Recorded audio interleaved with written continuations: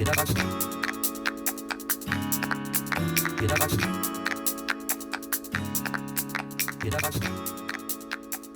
va céder le micro à une équipe de choc, en l'occurrence Fidéline de Clermont, je crois, Mathilde Fabre et Julie Benoît, respectivement de Savoir Passion de la SRA et de France Asso Santé pour la suite de la matinée.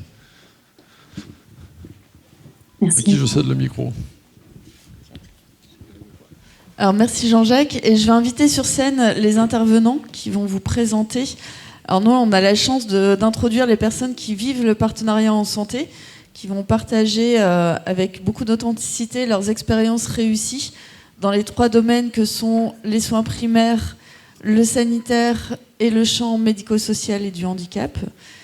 Et donc je vous invite à toutes venir sur scène, les 3 binômes. Voilà.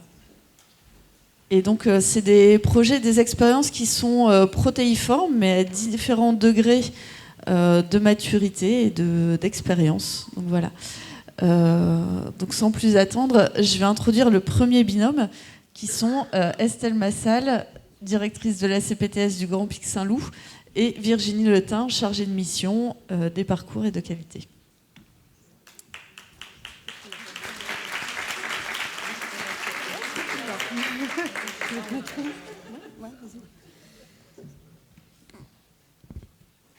Eh bien, bonjour. Et bonjour. On a un diaporama ? Oui. Donc, en attendant, qui est-ce qui connaît les CPTS, les communautés professionnelles territoriales de santé, dans la salle ? Oh oui. 30% à peu près. Bon, c'est donc les communautés professionnelles territoriales de santé sont des associations qui réunissent des acteurs de santé sur un territoire donné, en premier lieu des professionnels de santé libéraux, mais qui après s'associent avec tous ceux qui font santé sur un territoire, et pour mener à bien des actions de santé publique dans le cadre d'un projet de santé qui est validé par l'ARS et la CPAM. Donc nous, aujourd'hui, on a été invités pour vous parler de comment on avait mis en œuvre le partenariat en santé. C'est un petit peu la pression après tous les éléments théoriques. J'étais en train de me dire, est-ce qu'on a bien tout mis en œuvre comme il fallait ? Bon, non. En fait, on est parti, comme disait Madame Gadi, avec d'abord notre bonne intention et un peu de méthodo, parce que Virginie et moi, on était quand même acculturés à ces concepts et à cette façon de faire. Moi, principalement par une expérience dans le social, où l'idée, c'est on est quand même acculturé à faire avec les personnes concernées, pas pour elles, mais avec. Et donc, c'est notre ligne de mire dans le projet de santé, c'est-à-dire à pouvoir, dans chaque action qu'on met en œuvre, avoir une vision qui réunit l'ensemble des expériences autour d'une même situation.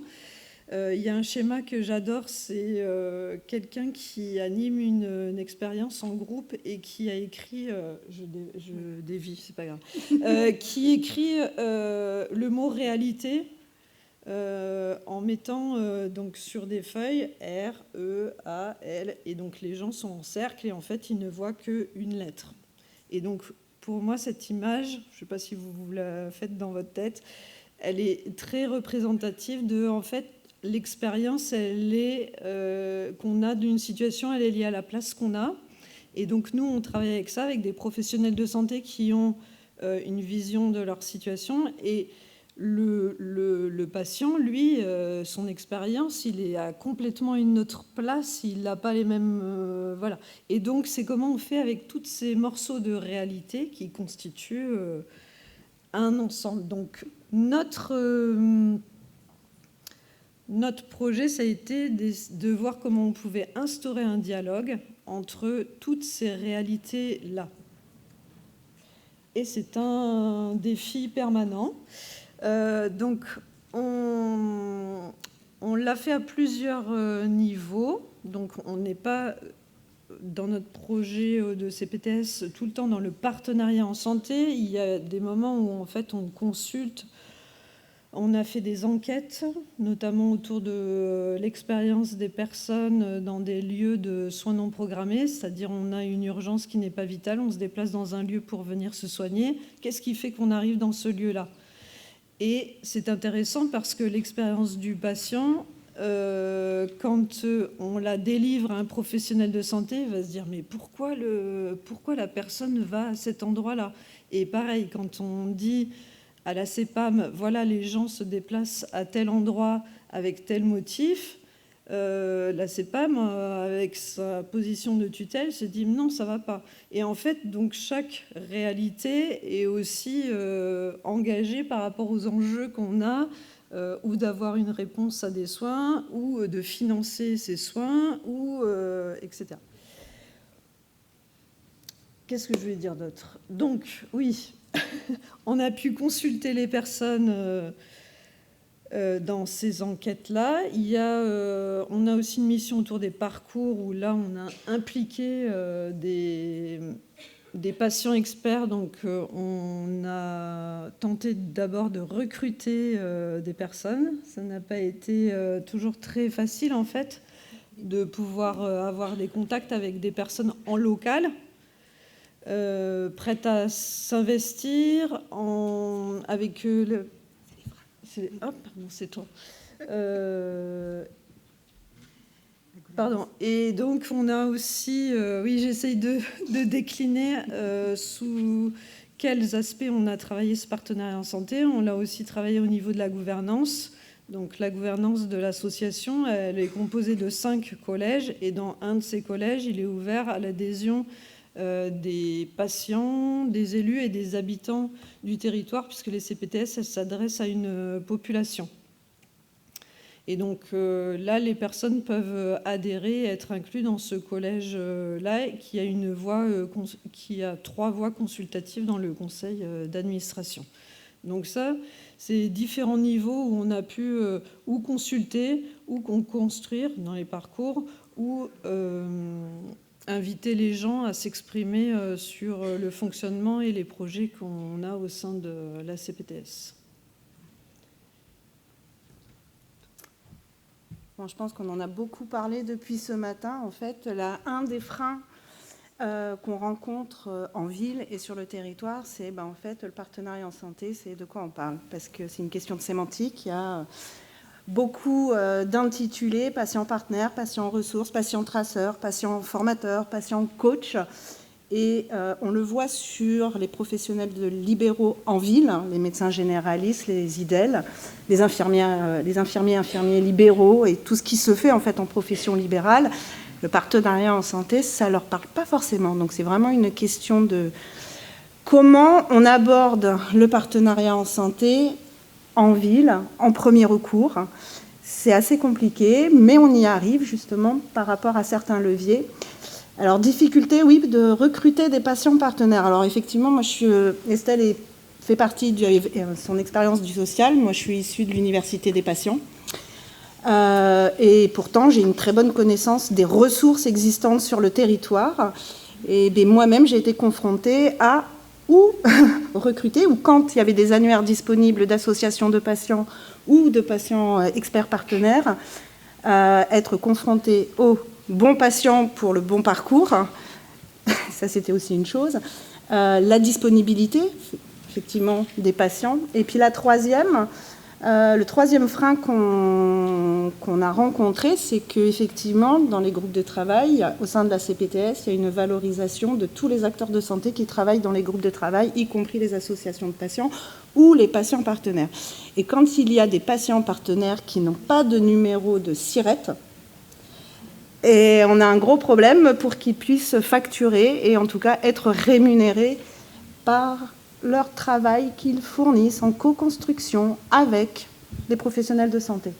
Et les leviers, en fait, dans les parcours sûrement, et qu'on voit, c'est en fait, il y a une grande différence entre les médecins, par exemple généralistes en ville, et les médecins spécialistes qui sont en établissement, qui ont déjà justement une acculturation et qui travaillent déjà avec des associations de patients, des représentants d'usagers et tout ce qui se fait dans l'écosystème. Et quand on réunit en fait tout le monde dans ces parcours, ces médecins spécialistes, c'est un vrai appui dans le groupe de travail, ce qui donne en fait dans les parcours une transversalité, une écoute, et du coup on prend en compte, et chaque professionnel de santé prend en compte la considération de tout le monde par rapport à sa profession ou sa posture. Et ça a vraiment donné quelque chose de transversal, d'horizontal, et du coup maintenant, dans certains groupes de travail, la question ne se pose plus. C'est-à-dire qu'il faut absolument qu'il y ait une association de patients ou un patient partenaire. Donc voilà. Hop, on va vite. Donc nos perspectives, c'est de pouvoir créer des expériences de rencontres concrètes entre des professionnels de santé et des personnes qui sont plutôt dans la situation de patients, et de créer ces expériences de rencontre en dehors de la relation dans le cabinet médical. Parce qu'on voit sur nos actions, donc là la photo c'est une action que Virginie a menée autour du dépistage, et sur ces actions concrètes, c'est des espaces aussi de partage, où il y a d'autres liens qui peuvent se créer entre les personnes. Voilà, et sur cette photo, effectivement, c'est un représentant d'usagers de France Rhin avec un néphrologue un samedi matin, donc, sur un Intermarché. Voilà. L'ingrédient secret de la réussite, c'est que on est quand même garant en fait, d'un cadre de confiance, de bienveillance, de non-jugement et de sécurité, où tout le monde peut justement se rencontrer, échanger, co-construire, co-réfléchir. Nous, en tout cas, sur les parcours de soins de premier recours, les bénéfices. Donc pour nous, les bénéfices, c'est d'avoir une vision plus exhaustive et pertinente des problématiques sur lesquelles on travaille. Le petit schéma à côté, c'est voilà, comment quand on mène un projet, on va se baser sur des données probantes. Donc c'est un schéma de promotion santé Île-de-France. Et ces données probantes, en fait, elles sont à la rencontre entre les données scientifiques, donc typiquement les recommandations HAS, le savoir d'expérience des personnes concernées et l'expérience des professionnels. Et les bénéfices, c'est que ça a considérablement amélioré, je dirais, la communication des équipes, des professionnels de santé libéraux, et surtout une meilleure écoute. Et ça, c'est... on prend le temps d'écouter les uns et les autres, et le respect de la place de chacun. Voilà. Alors, merci beaucoup à toutes les deux. Peut-être rester là si jamais... Est-ce qu'il y a une question dans le public pour nos intervenantes qui ont été... Voilà, merci.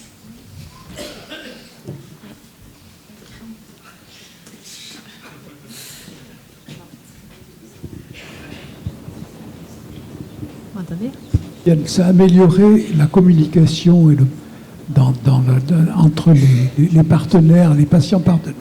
Les patients partenaires et l'ensemble des professionnels. La question, c'est est-ce que ça a amélioré la prise en soin des personnes qui vont consulter à la CPTS, et quel est le niveau d'amélioration globale de la prise en soin, quoi. Alors, les patients ne viennent pas consulter à la CPTS. C'est une communauté professionnelle, et on imagine sur un territoire des parcours pour faciliter la prise en charge des parcours de soins, des parcours de santé, des parcours de vie des personnes, avec les équipes de proximité. Il n'y a pas un lieu dédié à la consultation. Nous, sur la CPTS Montpellier-Nord, nous n'avons pas de local propre où les patients viennent consulter. Si, mais en fait, les CPTS ne sont pas des effecteurs de soins. Donc après, les résultats des travaux qu'on mène, ils sont dans la durée. et on n'a pas encore le retour d'impact de ce qu'on mène. Effectivement, merci pour cette question qui pose le besoin d'évaluation et de mesures d'impact qui sera plus tard. Bonjour, je voudrais savoir, est-ce que vous faites des actions, c'est moi qui parle, est-ce que vous faites des actions d'aller vers, et est-ce que de faire du partenariat en santé, ça vous a permis de toucher un peu plus de population, ou de faire adhérer un peu plus de population aux actions de prévention, de promotion de la santé, ou de récupérer des gens, de les refaire entrer dans des parcours, dans le système de santé, des gens qui étaient éloignés Alors, nous, en plus, sur la CPTS, on a un très, très, très grand territoire géographique. Donc, nous sommes obligés, en plus, d'aller faire du aller vers. Et effectivement, il y a des actions où on a récupéré. On a une infirmière de parcours qui est là hors soins, qui est en appui. Et effectivement, sur l'insuffisance cardiaque, parce que c'est assez récent, sur l'insuffisance cardiaque, on a récupéré, c'est pas le mot, c'est pas le terme, j'ai pas le bon mot, mais effectivement, on avait des personnes qui étaient peut-être en rupture de soins ou complètement perdues. Et suite à ces actions, elles ont pu aussi se saisir de l'infirmière de parcours, et l'infirmière de parcours a pu les rattacher dans un parcours et les accompagner. Merci. On a 2 demandes de prise de parole ici. Oui, merci. Merci pour votre présentation, Jean-Michel Bruel. Je voulais vous revenir peut-être sur la question précédente à propos de la difficulté à trouver, vous en avez parlé, à trouver des patients donc, que vous incorporez dans vos groupes de travail. Et pourtant, ces patients-là, en général, ils savent se faire connaître. Et il y a une catégorie de patients qui, elle, ne sait pas se faire connaître. C'est tous les patients qui sont non perçus parce qu'ils sont invisibles, parce qu'on ne les entend pas. Et ça, c'est le problème des inégalités sociales en santé. Et quand on regarde notre projet régional de santé précédent, il avait pour objectif de diminuer les inégalités sociales en santé. Il n'y est pas arrivé. Et c'est un des objectifs repris dans l'actuel projet régional de santé. Et est-ce que vous avez imaginé des démarches vis-à-vis de ces publics-là, c'est-à-dire les publics qui ne sont pas vus et ne sont pas entendus habituellement? Franchement, c'est pas facile comme question. Donc oui, on imagine, mais en fait, c'est extrêmement dur d'aller vers les publics qui sont invisibilisés parce que justement, ils ne sont vus par personne. Donc en fait, les lieux, par exemple, hier, j'étais au service territorial de la solidarité d'une commune qui dit, c'était une sage-femme qui accueille donc qui suit des femmes et des jeunes parents. Elle dit, moi, ce que je vois, c'est les gens, voilà, qui viennent me voir. Mais tous ceux qui sont perdus, complètement isolés, je ne les vois pas.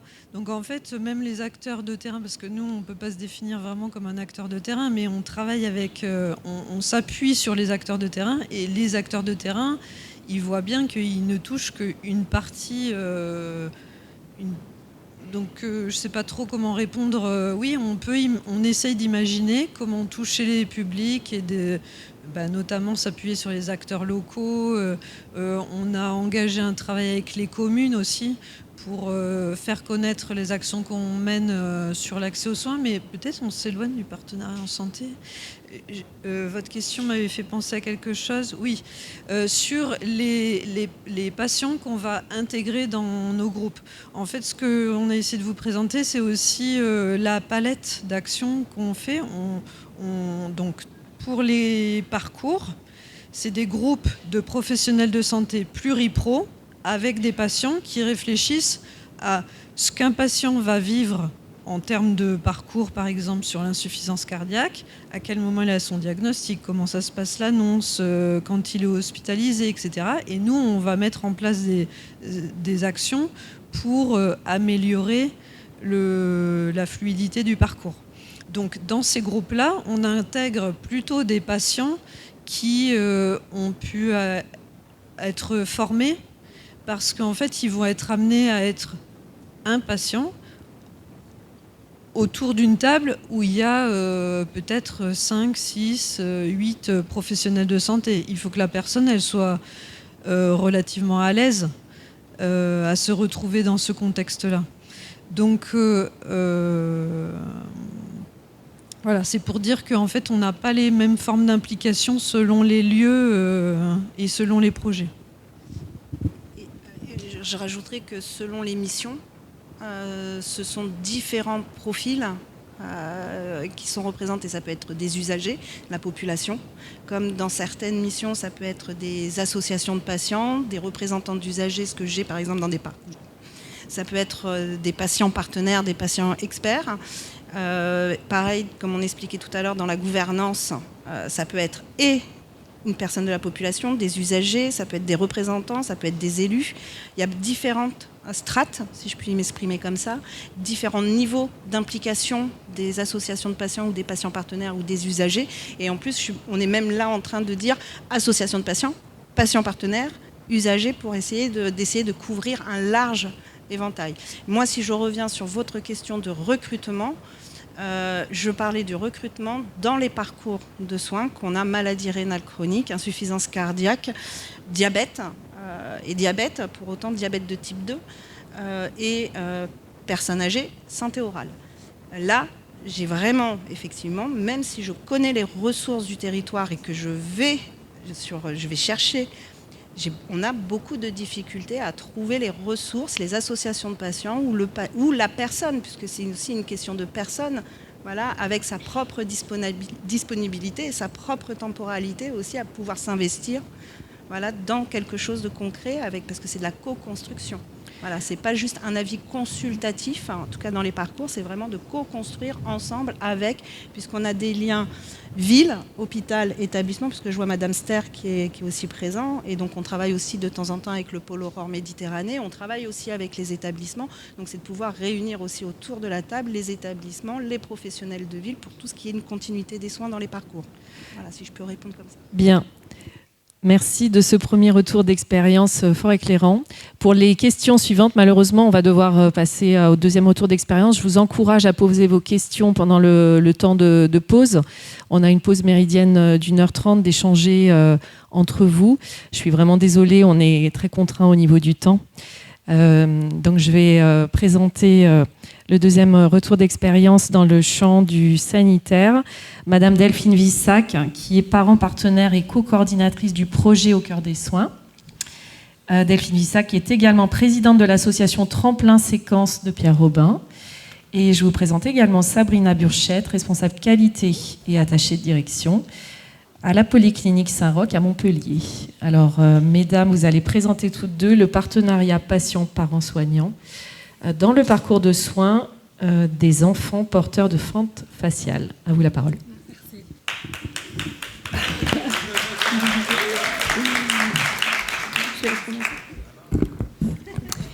Donc, je m'appelle Delphine Vissac, je suis parent partenaire au sein du centre de compétences.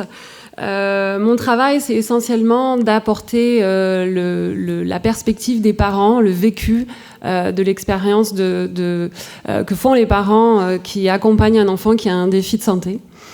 Et puis d'apporter finalement un éclairage sur l'accompagnement, sur la manière dont les accompagnements peuvent être conduits, et de partager nos points de vue. Et ça m'arrive aussi de faire de la paire-aidance quand il y a un besoin qui est exprimé. Et donc Sabrina Burchette, donc attachée de direction responsable qualité, et moi j'interviens sur un rôle de coordination entre le centre de compétences et la Polyclinique Saint-Roch.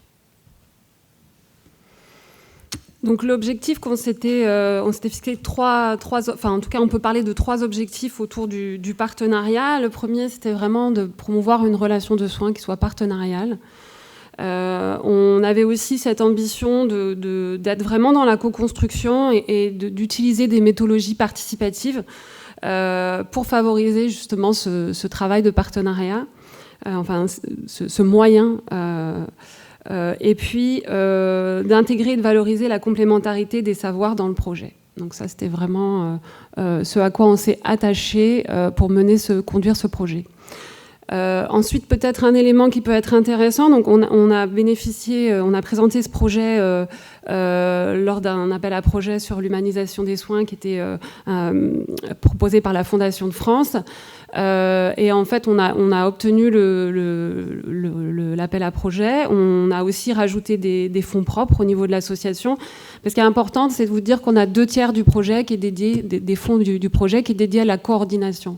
Parce que, en fait, faire du partenariat, ça veut aussi dire s'organiser pour créer des espaces pour faire du partenariat, pour qu'on puisse être en partenariat. Pour la partie fonctionnement et modalité, donc la première étape a été de constituer un comité de pilotage et un comité opérationnel qui se compose d'une équipe pluridisciplinaire et qui intègre également des parents. Et puis ensuite, on ne va pas avoir le temps de rentrer dans les différentes phases de construction de notre démarche, mais elle se compose globalement de 2-3 phases. On a eu la première phase qui a été le recueil de l'expérience des parents, une phase également d'approfondissement des besoins et ensuite une phase de co-construction. Je pense que ce qui est important de retenir dans notre méthodologie, c'est vraiment l'inclusion de parents à chaque étape de construction de notre projet.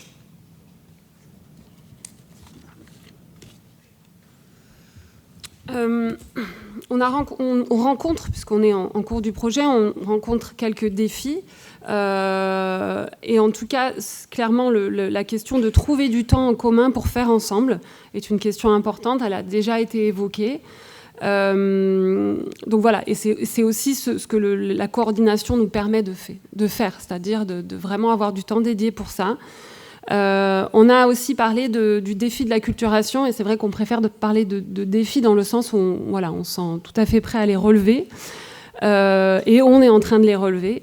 Donc sur l'acculturation du partenariat, c'est-à-dire accompagner des niveaux d'acculturation au partenariat qui sont encore très hétérogènes dans les services.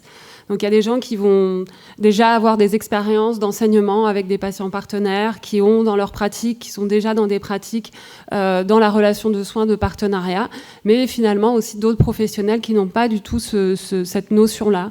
Et donc voilà, l'idée c'est comment on fait ensemble avec ces différents niveaux.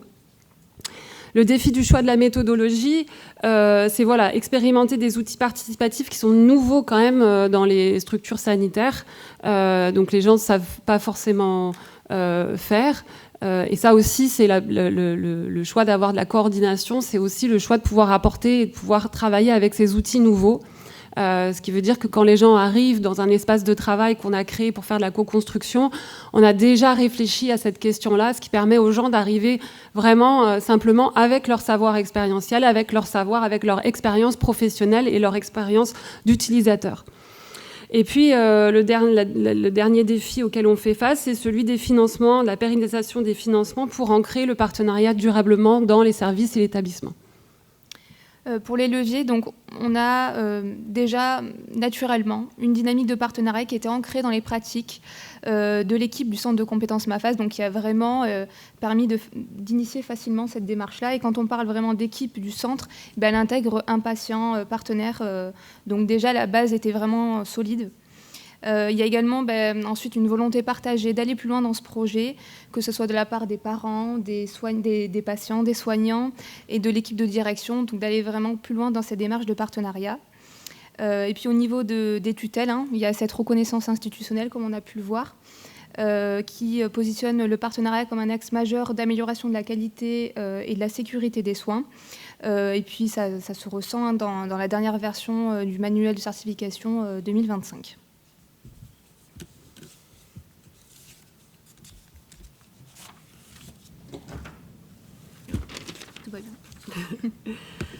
En ce qui concerne les perspectives, dans les prochains mois, alors la question de l'évaluation, en fait, on l'a réfléchi assez tôt. On savait qu'il fallait vraiment qu'on réfléchisse à l'évaluation pour pas que ça arrive quand même à la fin du projet et qu'on n'ait pas en tout cas organiser les éléments qui vont nous permettre d'étayer et de penser l'évaluation au fur et à mesure. Évidemment, nous, ce qu'on a envie de savoir, c'est mesurer en quoi le partenariat améliore l'expérience des familles, améliore la qualité des soins et les pratiques professionnelles. Donc ça, c'est vraiment quelque chose auquel on va s'attacher et on va s'atteler dans les prochains mois. On a déjà des pistes de réflexion. Et l'enjeu va être en parallèle également de poursuivre cette stratégie et ce déploiement du partenariat, de le pérenniser, de continuer à acculturer nos professionnels de santé à cette démarche-là, nos patients également, et de l'étendre à nos autres pôles de soins au niveau de l'établissement. Ça passe également en amont par de l'accompagnement et par de la formation. Alors, la question de l'ingrédient secret, c'était intéressant parce que ça nous a aussi obligés à réfléchir à qu'est-ce qui fait qu'on est peut-être différent, qu'est-ce qu'on peut partager aussi qui fasse la différence par rapport à des projets qui décollent, d'autres qui ne décolleraient pas. Et c'était intéressant parce que ça a aussi été évoqué par Véronique Gady, la question de la méthodologie et de cette rigueur de méthodologie à laquelle on essaye de s'astreindre pour vraiment mobiliser les différents, à la fois les professionnels, mais à la fois les familles avec lesquelles on travaille, avec pertinence pour éviter évidemment tout ce qui va être utilisation ou tokenisme autour de la participation des personnes, c'est-à-dire mettre des personnes pour mettre des patients ou des familles pour dire qu'on fait du partenariat, c'est pas très intéressant. Donc c'est vraiment de penser la pluralité des expériences, et là je parle autant des professionnels de santé que des personnes concernées, et puis voilà, dans cette complémentarité des savoirs, mais voilà, pas vraiment pour toutes les parties prenantes. Pour la partie bénéfices, pour les familles, ce qu'elles ont déjà pu nous exprimer au cours de l'avancée de la démarche, c'est vraiment ce sentiment de reconnaissance. On les positionne comme acteurs de leur parcours de soins.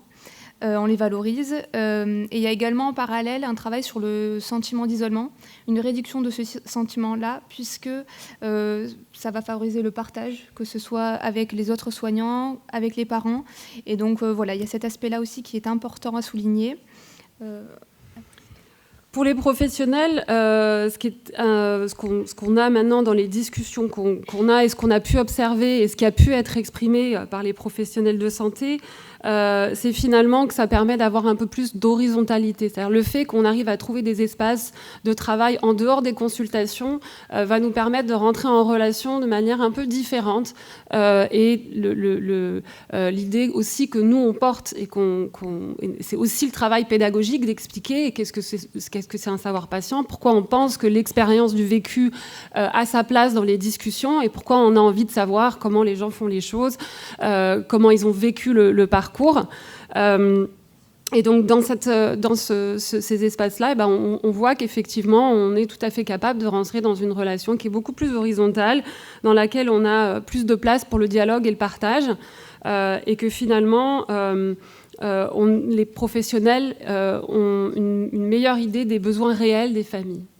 Mais aussi, ça permet, je l'ajoute parce que ça c'est quelque chose que je vis aussi, c'est que les patients se rendent compte aussi des réalités des professionnels de santé. Donc c'est aussi une manière pour nous d'apprendre ensemble des réalités qui sont nouvelles et de faire ensemble. Pour la partie institution, donc au niveau de la gouvernance, là, je pense que dans ce projet-là, on est vraiment dans une démarche globale d'amélioration de la qualité, de la sécurité des soins. Ça nous permet, nous, également, de renforcer la pertinence de nos parcours de soins.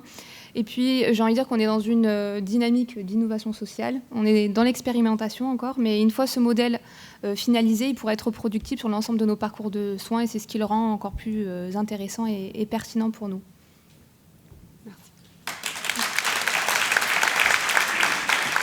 Merci beaucoup. Merci pour votre présentation extrêmement éclairante. On peut prendre une ou deux questions. Alors.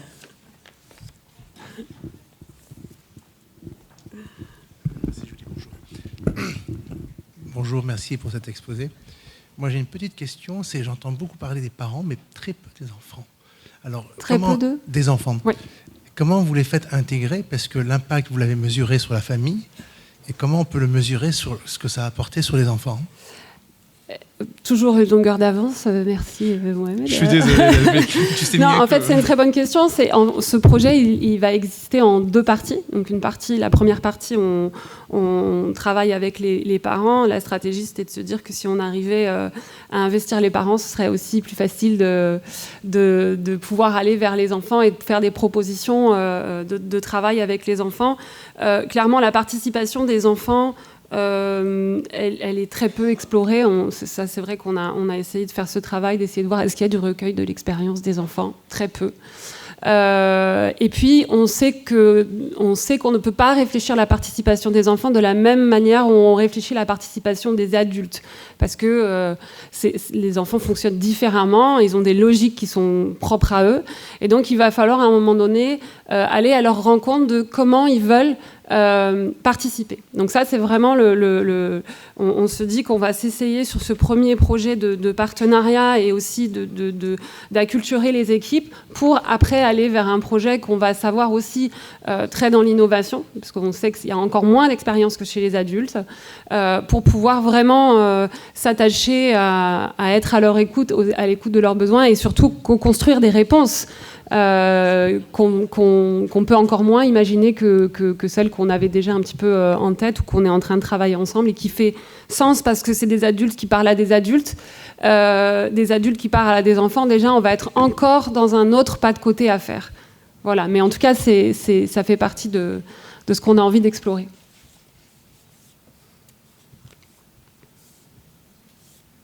Ma question s'adresse un petit peu aux 2 équipes et peut-être à la 3e. Est-ce que dans vos recueils ensuite de satisfaction de l'expérience au niveau des professionnels de santé, il est dit que finalement avec le partenariat en santé, comme on améliore un peu la compréhension affinée des besoins, etc., est-ce que ça libère davantage de temps médical ou de temps professionnel pur pour la prise en soin et ça élimine du coup beaucoup d'autres questions peut-être d'orientation ou des questions de conflit un petit peu avec les patients. Est-ce que ça améliore le temps? Vous comprenez ou pas ma question? Alors, ça va être difficile à mesurer. T'as pas compris? Je vais essayer de clarifier. Dans le libéral, ce qui est compliqué d'impliquer les professionnels de santé, notamment les médecins, c'est qu'ils disent on a le temps de rien. On n'a pas le temps et on n'a pas le temps de s'investir dans ce genre de choses, co-construire, etc., etc. Et la plupart des équipes qui travaillent avec du partenariat disent qu'on dégage tellement de qualité ensuite sur le parcours que tout le temps qu'on a passé à le construire, ensuite c'est du temps gagné pour toutes les autres consultations ou toutes les autres prises en soins. C'était un petit peu ma question. Je pense que c'est un travail de fond qui est mené par l'équipe pluridisciplinaire, qui est présente d'ailleurs aujourd'hui, qui... Ah, tu veux répondre, Marie-Pierre? Ah ouais. Je suis Marie-Pierre Bocquet, orthophoniste au centre de compétences et voilà, on a co-construit, c'est pour ça que je me permets de répondre de la place des soignants. Effectivement, le temps gagné, la qualité des soins, même si on n'a pas encore de recul, mais déjà dans la préparation de ce projet, pour moi, il est évident. On va plus vite, on répond plus. En tout cas, je parle de ma place pour le moment. J'ai le sentiment de répondre plus vite aux besoins de mes patients, des familles. J'ai le sentiment d'aller également d'être plus efficace. Et ce que je ressens depuis que je travaille vraiment dans ce partenariat, que j'essaie vraiment d'être dans le partenariat, c'est effectivement une charge mentale aussi qui est vraiment moindre. Si ça répond à votre question. Et donc, c'est possible de le faire. J'ai un statut de libéral, donc c'est possible de faire du partenariat en libéral. Et au final, ça prend moins de temps, si j'ai un message à faire passer. Merci pour ces réponses. Merci, mesdames. Et on va maintenant se tourner vers le secteur du médico-social, avec 2 représentantes de l'association ASA, Alliance Sage Adage. Et donc, je vous laisse accueillir Madame Michèle Dubernat, qui est directrice adjointe de l'association, et Madame Leïla Lefebvre, responsable du pôle soins et référente bientraitance, qui vont nous parler maintenant de leur propre expérience au sein de l'association et l'intégration du partenariat en santé. Merci.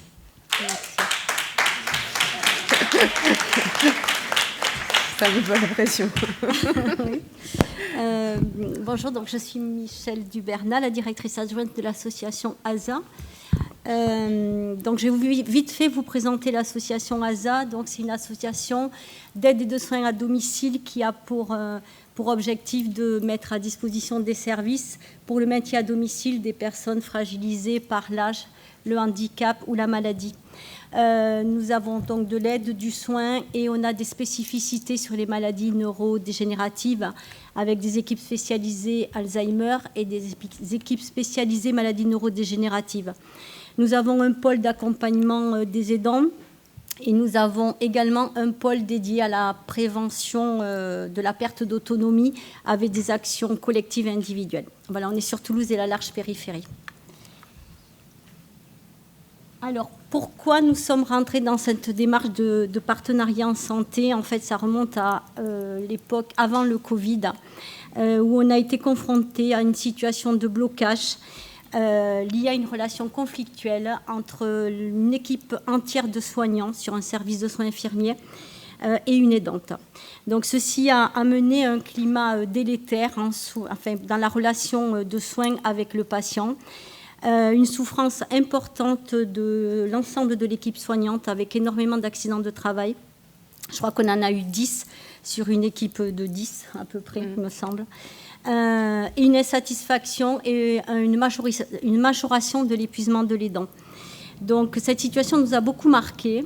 On avait entendu parler du partenariat en santé par Patrick Lartiguet, que l'on connaissait un petit peu à l'époque, et on s'est dit que peut-être que rentrer dans cette démarche de partenariat en santé pouvait être une solution pour donner un nouveau souffle dans l'accompagnement des personnes. Sachant qu'on était déjà dans une dynamique de qualité, de projet individualisé de la personne, mais on pensait qu'il fallait aller un step supérieur. Du coup, l'objectif était d'améliorer la relation entre les professionnels, la personne accompagnée et l'aidant, et de changer notre vision de l'accompagnement des personnes. Terme budget, on n'a pas trop de temps, juste j'avais répondu à un appel à projet, on a été accompagné par Savoir Patient au moment du Covid avec des focus group, mais on a dû reporter à cause du Covid. Après, il a été très compliqué de relancer la dynamique après le Covid. Et fin 2023, on a été accompagné par le COPS donc pour vraiment se mettre dans cette démarche. Donc, on est en cours de développement de la démarche du partenariat en santé. Ça fait longtemps qu'on en parle, mais comme quoi, c'est quand même une démarche très, très longue. Donc, on a créé un comité de pilotage au sein de ASA et on a voulu intégrer l'ensemble des métiers de l'association, c'est-à-dire que l'on a dans le COPIT des ergothérapeutes, psychomotriciennes, psychologues, infirmières, aides-soignants, aides à domicile, mais aussi du personnel administratif, cadre et non cadre. Donc on est parti, on a fait notre propre définition du partenariat en santé au sein de ASA. On a bien travaillé accompagné par le COPS. On a déployé cette définition au sein de notre journal interne.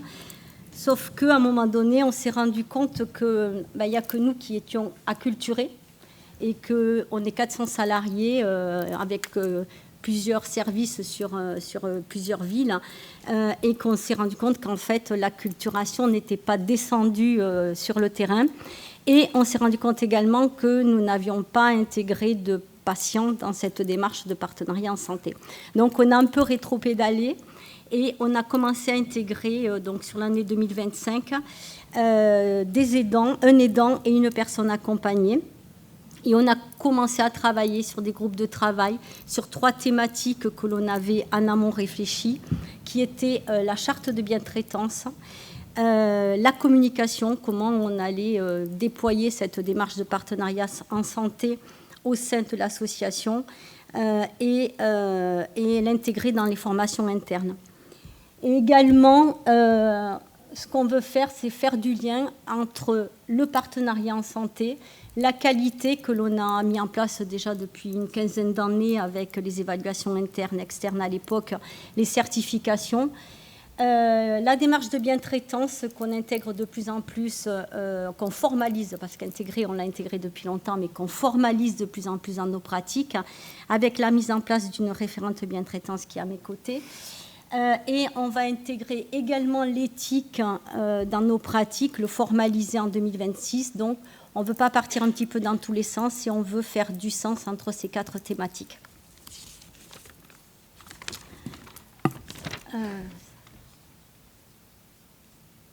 Donc, même si on est très, très motivé par la démarche, il y a quand même des freins. Donc, comme l'a dit Michel, on a eu un problème de communication. Donc, on s'est rendu compte que notre communication, elle était vraiment insuffisante pour aboutir à une acculturation efficace. Et cette communication insuffisante, on s'est posé la question, oui, on a eu des difficultés de recrutement des aidants et des personnes accompagnées. Et peut-être que notre communication, comme elle n'a pas été top, elle nous a rendu encore plus de difficultés à recruter des personnes. Au niveau et aussi par rapport à ce manque de communication, en tout cas, il y a eu une résistance en fait au niveau du changement de pratique, parce que rentrer dans cette démarche, c'est révolutionner toutes nos idées sur comment apporter le soin à la personne. On est au-delà de ça. On est voilà, on est partenaire et tout le monde n'est pas prêt en fait à bouger les lignes. Donc il y a du travail, mais c'est que du positif. Et dans les freins aussi, on a les personnes qu'on accompagne. Il y a une fatigabilité qu'il faut prendre en compte. Donc, on proposait en fait les groupes de travail ou nos réunions de copil en présentiel ou en distanciel. Et malgré tout, il y a de la fatigue qu'il faut prendre en compte. Et on a aussi rencontré parfois des problèmes techniques lors des visios. Et même s'il y a une personne tout à l'heure dans la salle qui a dit que dans tous les cas, tout ce qu'on fait, même si ça prend du temps, on sait que ça va être du bénéfice au final, mais on est obligé de le prendre en compte parce que voilà, ça demande du temps. Et vu qu'on veut justement multiplier les personnes en fait dans cette démarche, eh ben, il faut le temps de chacun. Mais on a envie de le prendre et on le prend. Et on a des leviers malgré tout, donc on a la chance d'être accompagné, d'avoir un accompagnement du COPS. Il y a une réelle volonté en fait de la direction et des personnes qui composent le COPIL de vouloir changer, de remettre en question en tout cas nos pratiques. Et il y a une référente bientraitance en place et je pense que c'est un vrai levier en fait d'être dans cette démarche-là. Alors, quelles sont nos perspectives? Bien entendu, dans un premier temps, c'est de s'assurer de la bonne acculturation de la démarche pour l'ensemble des professionnels, donc multi-sites, multi-activités. C'est pas si simple, mais on va y arriver. C'est intégrer plusieurs personnes accompagnées et plusieurs aidants dans nos différents comités de pilotage, parce qu'il n'y a pas que le comité de pilotage en lien avec le partenariat en santé, nous en avons d'autres sur la structure. Et bien entendu, intégrer la démarche de partenariat en santé dans nos pratiques professionnelles. En fait, on le voit sous 2 prismes, dans un axe individuel avec l'intégration du partenariat en santé dans la relation et dans le soin, et d'un point de vue collectif en intégrant, donc, comme je l'ai dit, les patients, les personnes accompagnées, les aidants dans nos différents comités de pilotage. Alors, qu'est-ce qui fera la réussite de notre projet, au-delà de la motivation, la volonté, l'aide du COPS aussi, voilà, on en discute aussi avec Patrick. On pense que c'est la genèse, en fait, le pourquoi on a voulu rentrer dans cette démarche. C'est une histoire connue des professionnels. On vit des histoires compliquées, mais je pense que ça, c'est important, ça parle aux gens. Et c'est aussi la pluriprofessionnalité que l'on a dans le COPIL, avec une ouverture d'esprit et des visions un petit peu différentes et qui vont amener plein d'idées. Donc aujourd'hui, c'est vrai qu'on est je suis qu'avec Michel et on n'a pas eu la chance d'être accompagné en fait d'une personne qu'on accompagne et d'un aidant. Encore une fois, pour la personne qu'on accompagne, c'est vraiment lié à son handicap et à sa fatigue, et l'aidant vit des moments difficiles avec son proche. Mais pour autant, on avait envie de vous faire partager en fait leurs mots. Donc on est parti, on a fait un groupe de travail pour travailler sur la charte de bientraitance. Et là, on s'en est pris plein la tête en fait, et on a entendu des choses qui étaient pas spécialement plaisantes. On pensait que on accompagnait correctement les personnes. Et là, il y a eu cette transparence. Il y a eu un moment d'échange où on a pu, la parole était libre, et donc accepter aussi la parole de l'autre, même si ça va pas toujours dans notre sens. Et donc c'est vrai que Madame Isabelle, elle a pu dire c'est important en fait d'être attentif à la demande. Parfois le salarié agit comme il souhaite, mais pas comme la personne le souhaite. Et il y avait aussi Monsieur Marc en fait qui est aidant d'une personne souffrant d'une maladie neurodégénérative. Et lui, il a dit que c'était important d'être à l'écoute. Si le professionnel manque de connaissances sur le patient, les soignants peuvent accepter le conseil d'un tiers. Il existe une réelle compréhension de la part de l'aidant ou de la personne accompagnée lorsque le soin doit être adapté. Nous, on est en service de soins à domicile. Parfois, on est en tournée plan B parce qu'il manque des soignants.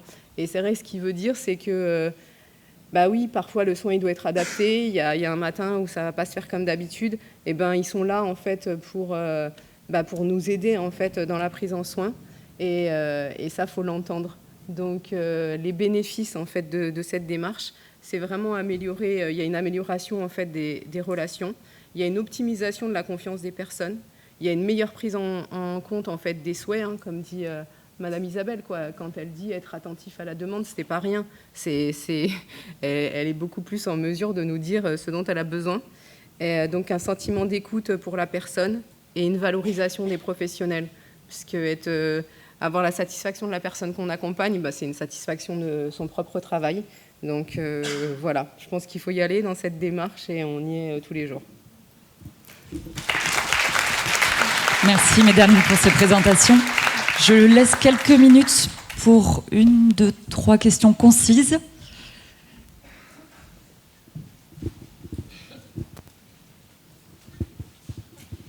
Bonjour, merci pour votre présentation. J'ai une petite question qui m'a titillée dès le début.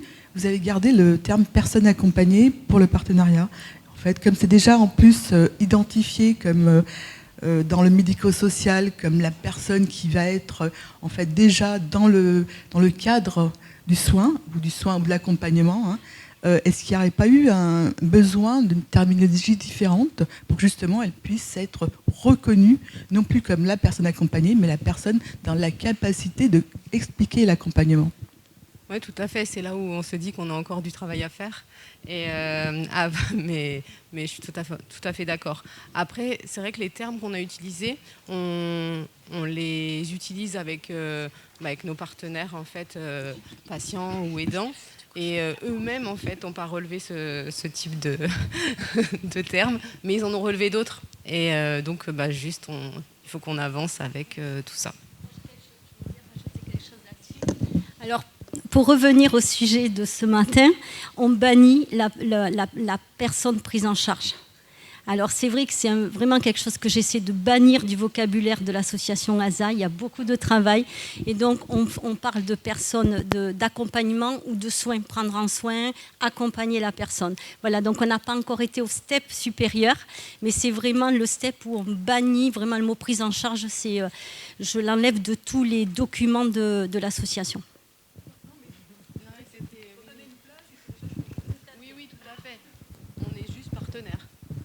Ouais, on est d'accord. Une question ici. Oui, non, en fait, c'était plus une remarque qui vaut pour vos 3 interventions. En filigrane, il y a quelque chose qui me paraît essentiel, c'est en quoi la démarche qualité est aussi un facteur de bien-être au travail des professionnels qui, indirectement, va, on le sait, parce qu'il y a des publications là-dessus, améliorer la qualité des prises en soins ou des accompagnements. Je fais un effort, Mohamed. En quoi aussi le partenariat en santé est un outil fantastique justement dans les démarches qualité pour améliorer sa qualité de vie au travail. on ne se saisit pas assez, de mon point de vue, quand on est en institution médico-sociale, dans une organisation professionnelle, de ce levier absolument fantastique, dans une période où on voit, on le constate tous, que les professionnels, il y a une perte de sens au travail quand même, en tous les cas, c'est ce qu'on nous rapporte au quotidien. Et je suis frappé de cette contradiction. Alors nous, on est en happy few, en personnes convaincues dans cet amphithéâtre, enfin j'espère. Mais c'est important qu'on se réunisse, mais aussi qu'on continue à ce côté militantisme autour de la démarche qualité pour convaincre les managers, quels qu'ils soient médecins, administratifs, autres, peu importe. Comme quoi, aujourd'hui, ça ne répondra pas à tout. Hein. Et encore une fois, s'il n'y a pas de professionnels, s'il n'y a pas de sous, on ne va pas faire de miracle. Mais malgré tout, c'est un levier essentiel, quelle que soit l'organisation dans laquelle on travaille.